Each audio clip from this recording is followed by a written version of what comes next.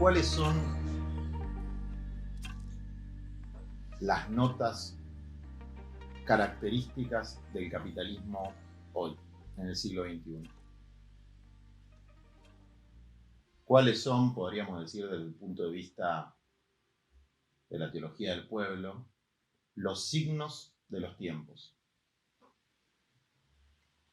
No voy a explicarlo como un académico ni desde el punto de vista de la macroeconomía, sino de cómo lo vivimos los militantes populares latinoamericanos y por mi corta experiencia de muchas otras latitudes del mundo. De las periferias que no están únicamente en los países dependientes, sino también en el llamado primer mundo, en Europa, en los Estados Unidos. Algunas notas que a mí me parecen esenciales. Es un momento raro de la historia en el que podemos estar comunicándonos de esta manera y seguramente un compañero joven muy pobre de África nos puede ver. Desde luego nuestras compañías y compañeros de los barrios populares en la Argentina nos van a ver.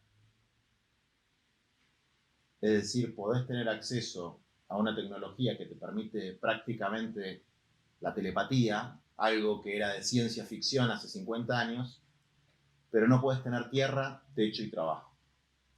Es decir, el mismo sistema que te ofrece una cantidad de artículos y mercancías de consumo inimaginables hace algunos años, te niega la posibilidad de tener un lugar donde dormir, te niega la posibilidad de tener una tierrita para producir, te niega la posibilidad de tener algo que en algún momento fue sinónimo de explotación y hoy parece casi un privilegio, que es un trabajo estable, con convenio colectivo, contrato colectivo, con beneficios sociales. Eso que era la aspiración más elemental del hijo de cualquier obrero en la década del 50, hoy, insisto, parece un privilegio para un pequeño grupo. Tener una vivienda propia de la dimensión suficiente para vivir con dignidad también parece un privilegio para un sector cada vez más reducido de la sociedad. Y ni que hablar poder vivir en contacto con la naturaleza produciendo alimentos. Casi imposible. Entonces, esta exclusión del sustento y el sustrato más elemental y más esencial de la vida que padecen miles de millones de seres humanos, mientras se ha democratizado de alguna manera el acceso a algunos bienes superficiales, creo que es una de las notas elementales del capitalismo de hoy. Desde luego, el incremento de la desigualdad, la devastación de la naturaleza, son otros aspectos que hay que estudiar en profundidad. Hay un economista del Banco Mundial, se llama Branco algo, ya me voy a acordar, Milanovic, algo así, que hizo, un especialista en desigualdad, que hizo un estudio hace un par de años en un libro que se llama Desigualdad Mundial, que decía que los momentos de igualación eran las grandes revoluciones sociales, las grandes guerras y las pandemias. Bueno, esta pandemia es la excepción a la regla de la historia universal de esa fuerza negativa de igualación, ¿no? Esas eran las fuerzas negativas que plantea Branco. Las fuerzas positivas, él habla, por ejemplo, de las luchas sindicales. Una fuerza de igualación positiva.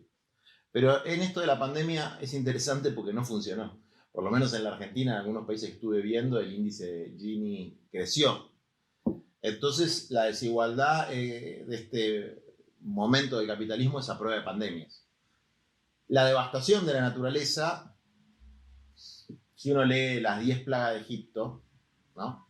Bueno, casi que estamos en una situación bíblica.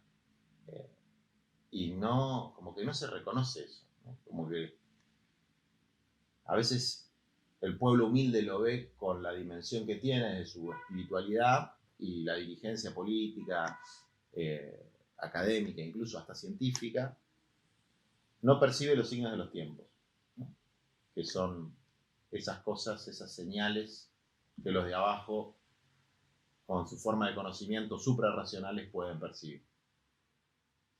Pero si vamos a hablar del trabajo, que es un poco el tema central que me toca exponer,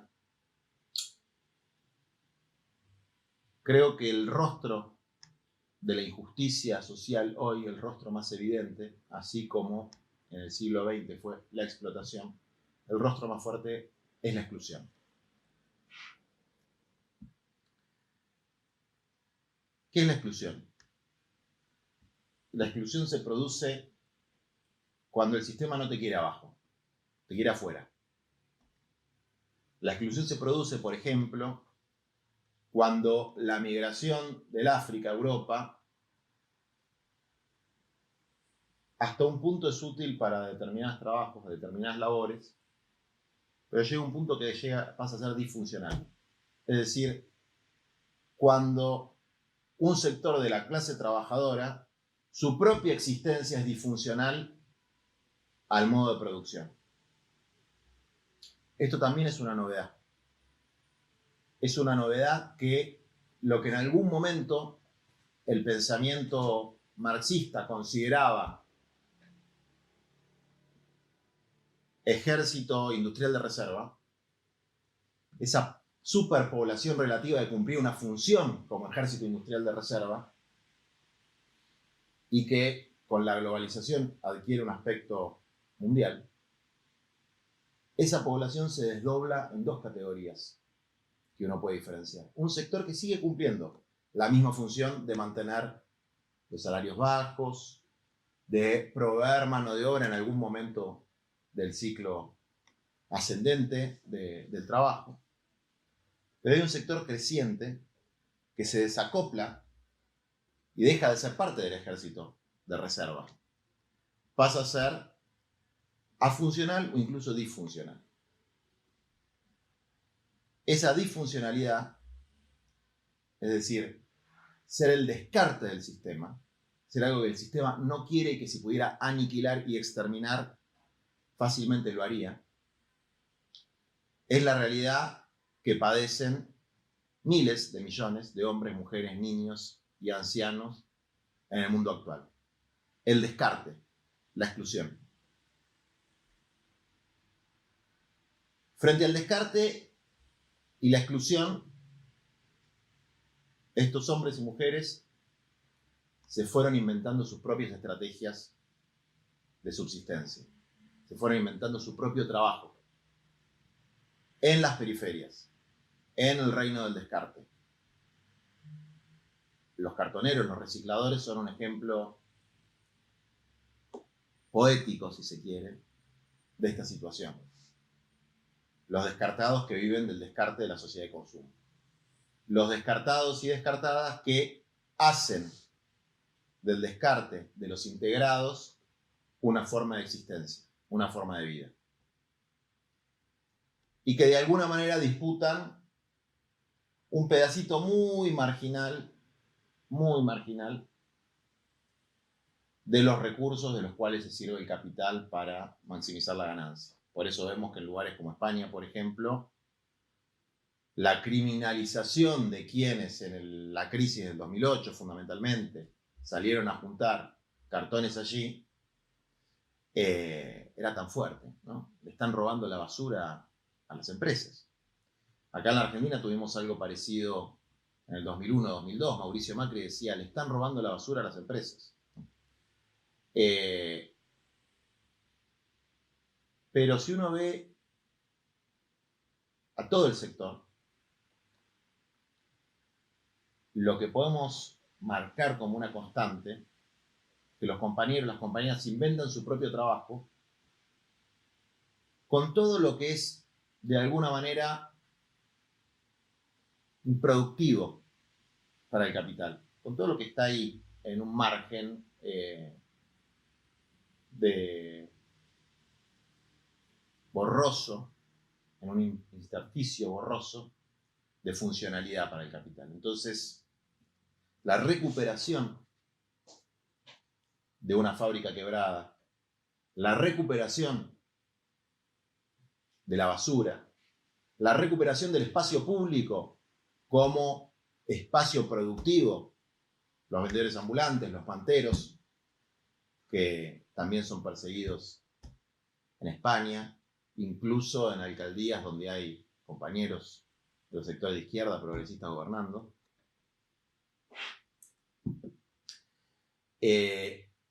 Esa reconversión del descarte y recuperación del descarte para crear una economía de subsistencia es lo que nosotros denominamos economía popular.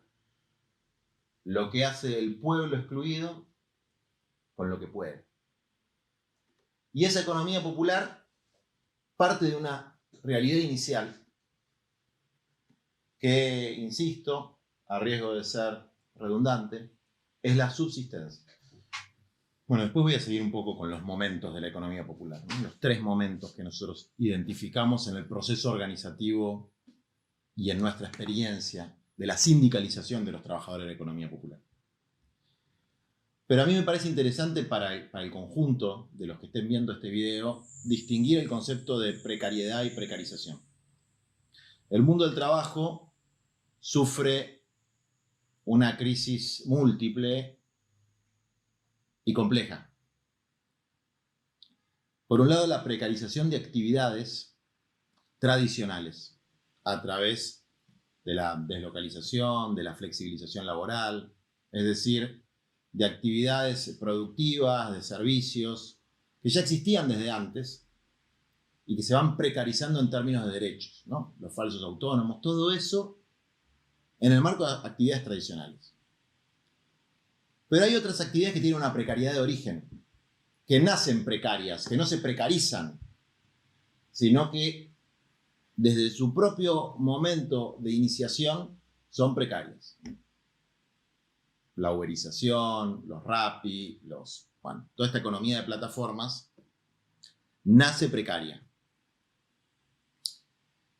Y esta diferenciación es importante porque no vamos a resolver los problemas de la nueva precariedad con las herramientas de los sectores que aún teniendo amparo sindical se han ido precarizando. Hay que comprender la diferencia de origen de los problemas para construir las herramientas para superarlos. Y entre estas actividades que nacen de la precariedad, también hay que distinguir las que constituyen una estrategia de resistencia, de subsistencia frente al descarte,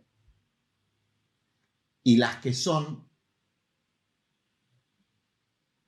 mecanismos de acumulación de capital que se sirven de la sobreexplotación del trabajo. ¿Por qué? Porque son 2 cosas distintas.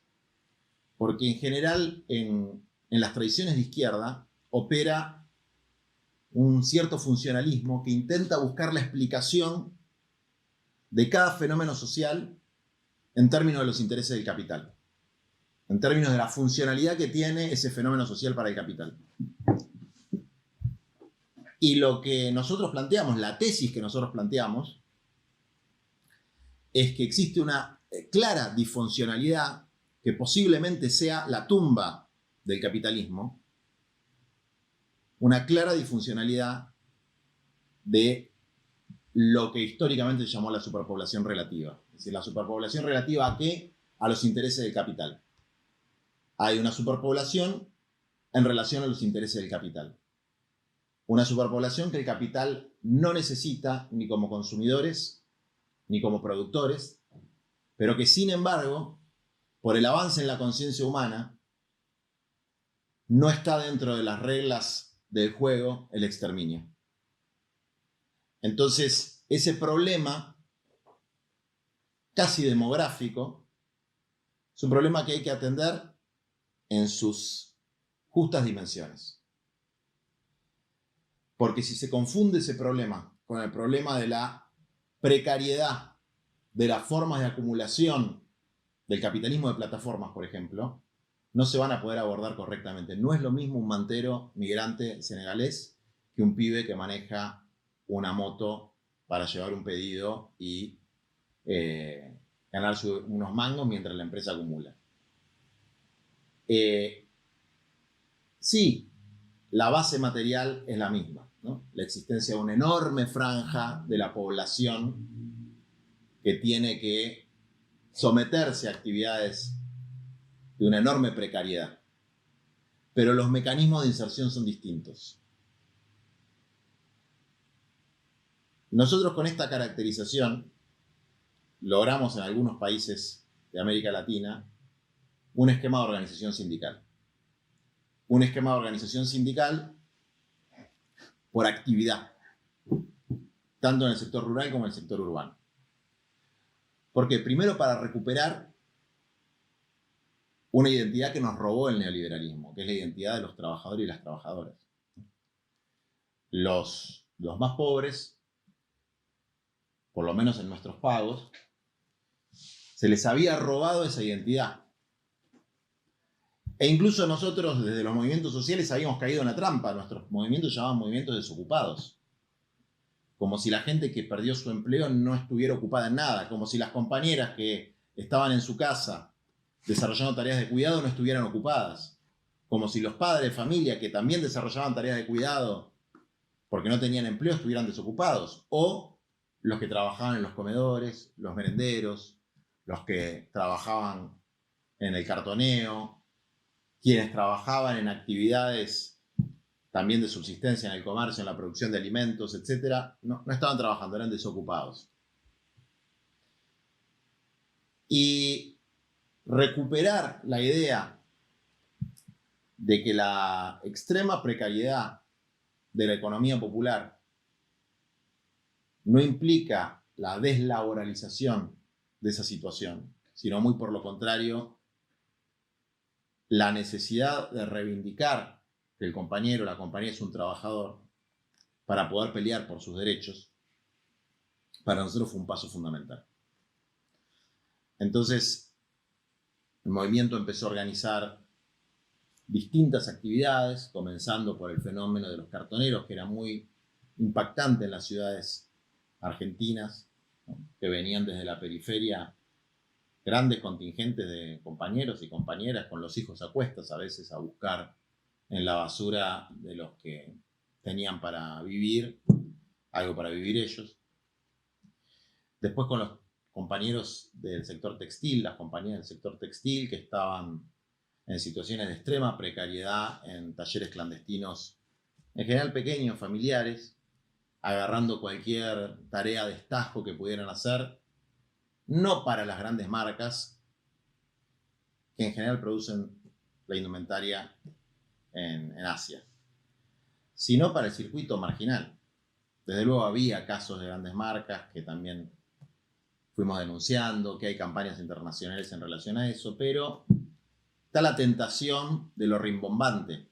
Es muy divertido, es muy lindo, es muy heroico denunciar a las grandes marcas, a Zara, etcétera, por utilizar trabajo precario y esclavo en los talleres clandestinos. Pero no es el fenómeno de la masividad.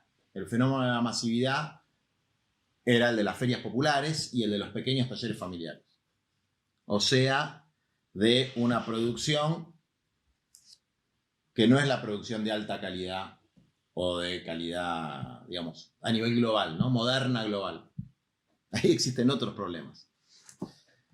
Entonces a veces nos engañamos un poco a nosotros mismos para buscar esa funcionalidad, para tratar de encontrar el malo de la película. Y por ahí cuando tratamos de encontrar el malo de la película caracterizamos mal la situación. Porque el malo de la película seguro que existe. Y probablemente sea el que señalamos, pero no por los motivos que señalamos. Bueno, entonces les decía la rama de indumentaria, de los textiles, el sector de las periferias rurales, de los trabajadores rurales sin tierra, que en la Argentina son particularmente los sectores periurbanos, los hortícolas, ¿no? Que que producen frutas y verduras y que no tienen tierra propia y que su problema fundamental es la falta de acceso a la tierra, la exclusión de la tierra. Los trabajos de cuidado comunitario, una enorme red de comedores y merenderos donde hay hombres y mujeres que han hecho de esa actividad su actividad principal en su vida. Un trabajo muy fuerte con el descarte del descarte, que son los hombres y mujeres que salieron de los penales, ¿no? Los pibes y pibas arruinados por la droga. Y con todo ese sector organizamos un sindicato bajo las pautas de construcción del poder popular, que nosotros marcamos 5. La unidad, que en definitiva es la masividad. O sea, la masividad que implica no ser dogmático, no buscar la uniformidad política e ideológica en la construcción del espacio, tener muy el oído en la cultura popular, no sobreideologizar. Entonces, la unidad, la organización, la conciencia, el espíritu, la dimensión mística espiritual y la movilización. Y a partir de esas premisas de construcción del poder popular fuimos consiguiendo algunas reivindicaciones que yo creo que son significativas, ¿no? Una de ellas es lo que acá conocemos como el salario social complementario. El salario social complementario es un reconocimiento de la sociedad y el Estado de que estos compañeros y compañeras son trabajadores, aportan a la construcción de la riqueza común y que por lo tanto deben tener un ingreso digno. Se llama complementario porque complementa los ingresos que los compañeros y compañeras se ganan en la propia actividad. Un poco desordenado les voy contando también que tuvimos mucha dificultad para lograr que se acepte jurídicamente la existencia de este sindicato, a pesar de que fueron las fuerzas con mayor capacidad de movilización en la Argentina. Y había también una discusión en el mundo sindical, absolutamente legítima, sobre si la sindicalización de este sector no implicaba aceptar la precariedad, institucionalizar la precariedad, institucionalizar la informalidad. Y nuestro argumento fundamental es que los sindicatos nacieron de un sector que en un momento fue informal por sus propios problemas, o si se quiere, por su propia realidad, ¿no? Antes de que exista el convenio colectivo, los contratos individuales de trabajo eran absolutamente informales. Y en ese camino, para salir de la situación de precariedad, nosotros encontramos 3 momentos, ¿no? Un primer momento que es de subsistencia, que es el compañero o la compañera que va con su familia a ganarse el peso, el mango, como puede, en cualquier actividad donde encuentra espacio, en el comercio popular, en el reciclado, en lo que sea. Y en ese momento, la lucha por la subsistencia tiene poco de solidario y tiene poco de social. Por eso no nos gusta la idea de economía solidaria, ¿no? Eso sí es edulcorar una realidad terrible. En ese primer momento, en esa primera fase de subsistencia, si no hay una intervención militante, no se transforma en una fase de resistencia a través de la organización. Es decir, si no hay una intervención militante de compañeros y compañeras, que pueden ser de los propios sectores de economía popular, pero tienen que tener una motivación político-sindical, sin esa intervención, nada se organiza espontáneamente. No hay una espontaneidad de la organización, por lo menos del sector de la economía popular. No la hemos visto. La organización se produce con la intervención militante. Y yo veo que en muchos países de América Latina esa intervención militante falta. La militancia está con otras tareas, si se quiere. Y este enorme sector queda en esta fase de subsistencia donde el que gana es el más fuerte. Y en general el más fuerte tiene el respaldo de la narcocriminalidad. Entonces, los sectores de economía popular en muchos países de América Latina están muy mediados por la narcocriminalidad o por el clientelismo político. Entonces, romper esas cadenas de poder que sobre las estrategias de subsistencia de los compañeros van armando negocios lumpen capitalistas y oprimiendo a los ya excluidos, tiene que haber una intervención militante. Esa intervención militante tiene que ver con la organización comunitaria de la economía popular y con la resistencia frente a la realidad del descarte. Entonces hay un segundo momento, ¿no? El momento de la resistencia consciente o semiconsciente de los compañeros que dicen: esto no es lo que queremos para nuestra vida y para nuestros hijos.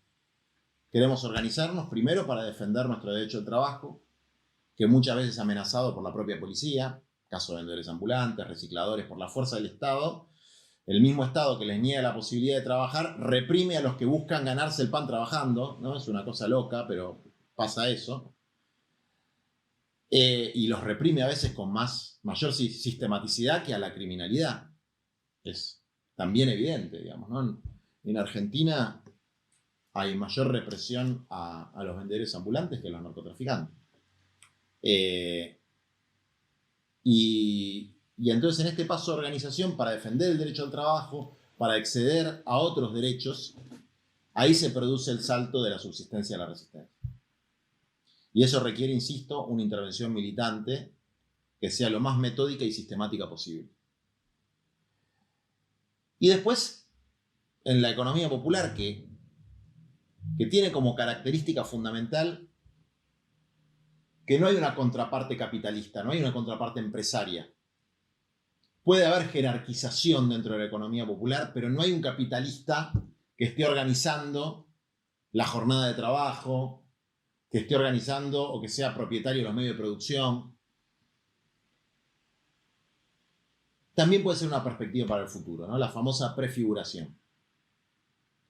Cuando hay economía popular organizada, se organiza comunitariamente, se consiguen reivindicaciones, se consigue que el Estado subsidie, esa palabra tan maldita en América Latina, parece que fuera un pecado subsidiar a los pobres y estuviera bien subsidiar a las empresas, que el Estado subsidie las actividades para que la gente tenga un ingreso digno.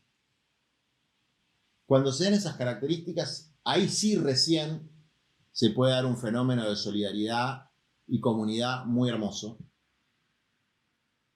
que por lo menos permite que la gente sea mucho más feliz que trabajando en una empresa del capitalismo posmoderno con los mecanismos de opresión que tiene eso, ¿no?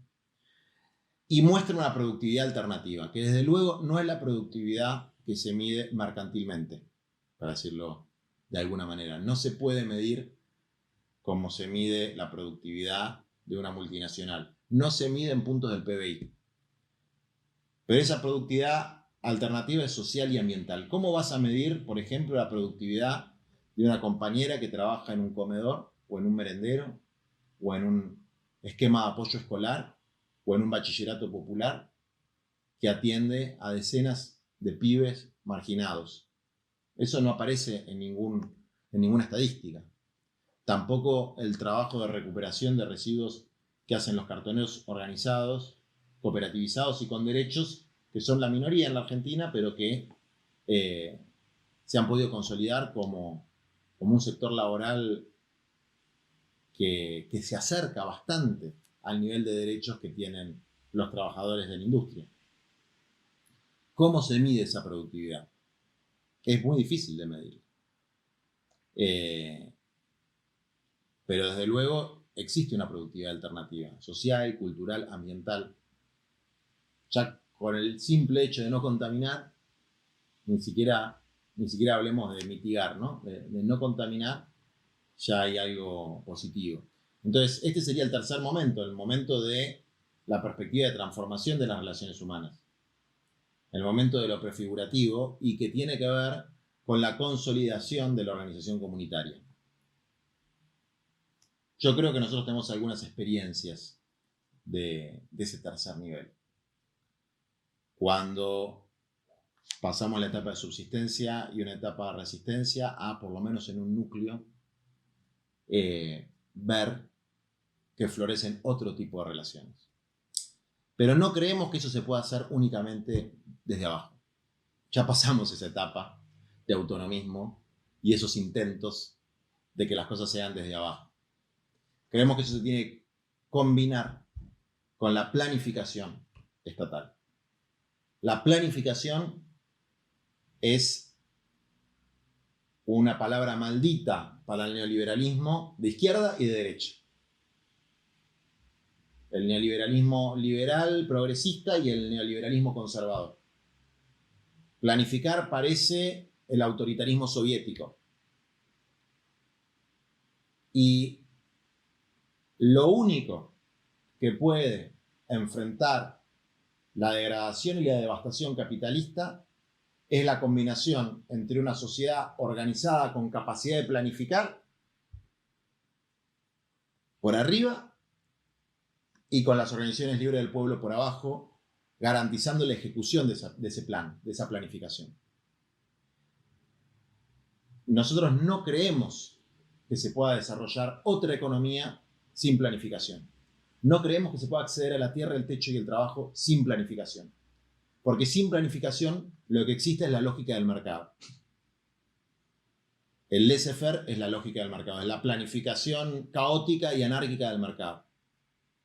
Entonces, ¿cómo se combina el planteo de la planificación con el planteo de la economía popular? Bueno, es pensar que esa fuerza de trabajo que el capital descarta puede estar al servicio de las millones de cosas que se podrían hacer para mejorar la sociedad y que no tienen un valor mercantil, que el mercado no las va a pagar, que al mercado no le interesa pagarlas. En el sector de cuidados, bueno, es el ejemplo más claro, ¿no? ¿Para qué le va a interesar al mercado pagar, por ejemplo, comités de salud en todos los barrios? O brigadas de alfabetización.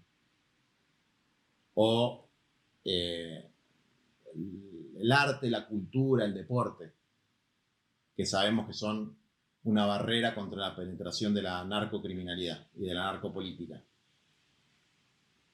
Eso sí, no hay planificación estatal. ¿Cuál va a ser el incentivo del Estado para planificar una demografía comunitaria que no nos asigne a todos en megaciudades?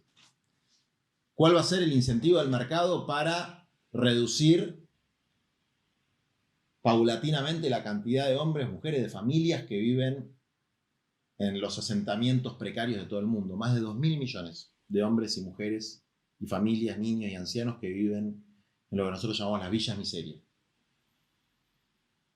¿Cuál es el incentivo para frenar el avance del agronegocio y permitir la vuelta del campo ya con una mentalidad vinculada a lo ambiental? No hay ningún incentivo en el mercado para eso. Entonces, sin planificación estatal, que es la máxima expresión de la democracia popular, la capacidad de planificar el destino, la capacidad no de adaptarse a las situaciones cada vez más degradantes que tenemos, sino de adaptar el medio a las necesidades y los deseos humanos. Sin esa capacidad de planificar, todas las experiencias prefigurativas que vayamos haciendo van a ser gotitas en el océano. Por eso les decía que nuestra apuesta reivindicativa y social tiene una perspectiva de poder popular. ¿De poder popular para qué?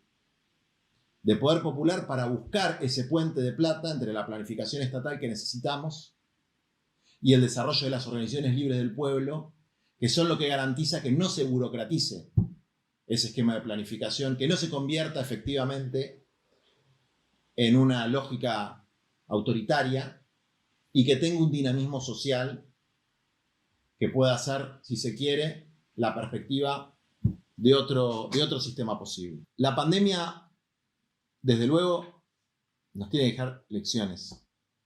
Como dice el Papa Francisco, salimos peores o mejores, iguales no.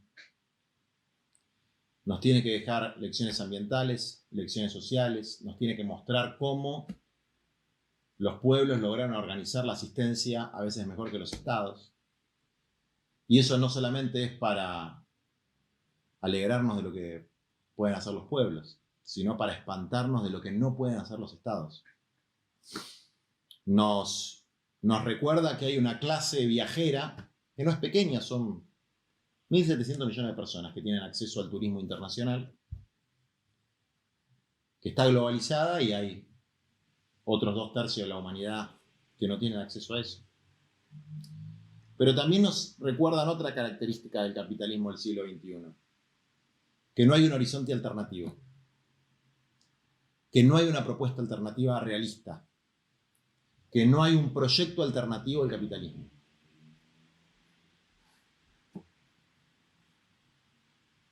Fíjense cómo han ablandado la perspectiva revolucionaria que tiene que venir un papa a marcar un norte revolucionario, algo insospechable hace 30, 40 años, a decir que el sistema está mal de raíz y hay que transformarlo de raíz. Entonces, para finalizar, quería plantear que muchos de nosotros creemos que el sector, el sujeto social de esa transformación no es la militancia política, sino los descamisados del siglo XXI. Este sector que en el primer mundo fundamentalmente está constituido por los migrantes, aunque cada vez más por los hijos y hijas de los países europeos, de los norteamericanos tradicionales, bueno, por los negros, ¿no? Y las negras, y en nuestros países por los sectores de lo que llaman la pobreza estructural, que de ahí van a venir las grandes transformaciones. Entonces nunca está de más aportar la energía militante a ayudar en ese pasito que va de la subsistencia a la resistencia, sin perder esa perspectiva más amplia que es lograr recuperar los estados a través de la lucha político-institucional para por lo menos avanzar un poquito hacia un esquema de planificación que combine esa capacidad de pensar y de proyectar que tiene un gobierno popular y un Estado popular con esa capacidad de hacer en la vida cotidiana que tiene el pueblo organizado.